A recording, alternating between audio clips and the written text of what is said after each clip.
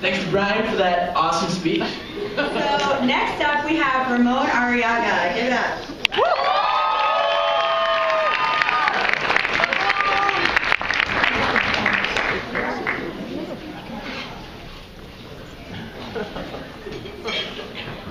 Bear with me, my speech is going to be a little different, so give me a little sec to set up.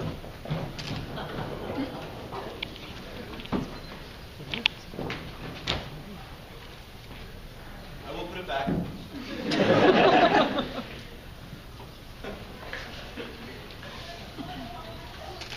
Alright, for those of you who don't know me, my name is Ramon Arriaga. I am a freshman here, and these are just some of the thoughts I've had in the semester plus a couple months that I've been here. But that I've talked to a number of people and they've also shared these with me, so if I could be present for a day, I would do these things. Again, this is also different, so I'm sitting down, which is different.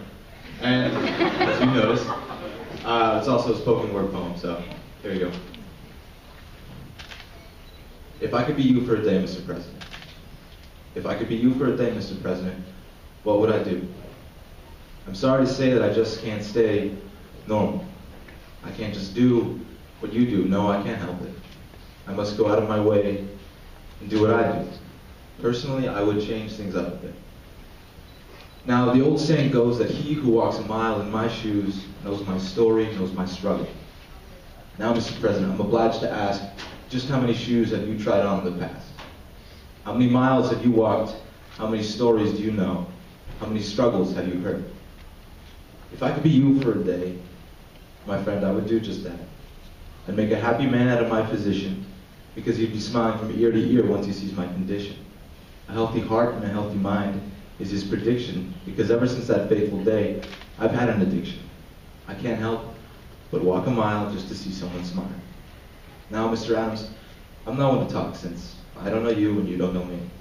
I can only really talk from what I see.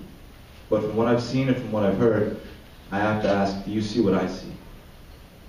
I see a campus too scared to talk, a campus too scared to act, an administration too busy to care, a faculty that's understaffed, which just ain't fair, a student body that's perfectly content with mediocrity.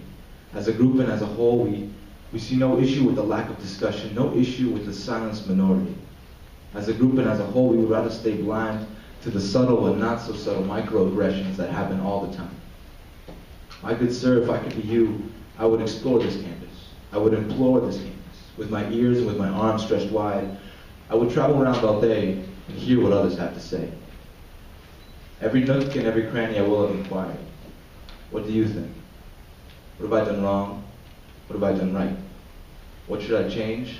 And what should I ask of others to do after I'm gone? Mr. President, if I could be you just for one day, I'd make sure that at the very least this would stay. I'd make sure to walk as many miles as my 2 feet can muster. I'd walk in the student center, I'd visit the faculty rooms, I'd take a trip to the Pew Center, open every door in that forgotten board, check out the health center, ask my staff what they thought of my rash decisions of the past, clean dishes in the kitchen, cook a meal for the ungrateful. I'd visit all the empty seats, that make setting up for events feel real sweet. I'd figure out why it's so weird to try and flow against the status quo, or to join a new table and not sit with the team. I'd do rounds of the CAs and learn just how weird it is to make friends that only last as long as we share a bridge made up of fermented grapes and beer in the fridge. If I could be pressed for a day, I would ask the community which way they wanted me to sway as I turned the wheel. I would pull the car over and listen to their exchange.